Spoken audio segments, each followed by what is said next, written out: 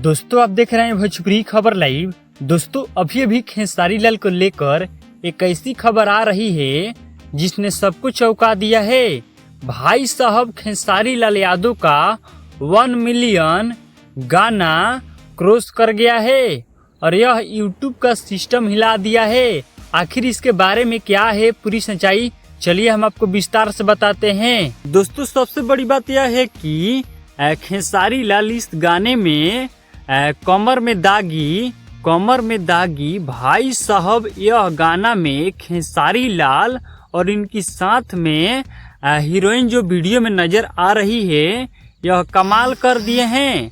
और यह भाई साहब यूट्यूब पर तहलका मचा दिया है और यह आराध्या फिल्म के यूट्यूब चैनल पर रिलीज किया गया है और यह अभी अभी अपडेट आया है और यहाँ पर लिखा गया है कि आप सभी के लिए मतलब 1 मिलियन जब यह गाना क्रॉस किया है तो यहाँ पर लिखा गया है कि इसके लिए धन्यवाद।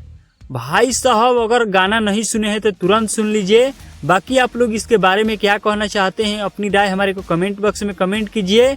मिलेंगे अगले नए अपडेट में, तब तक के लिए जय हिंद जय भोजपुरी।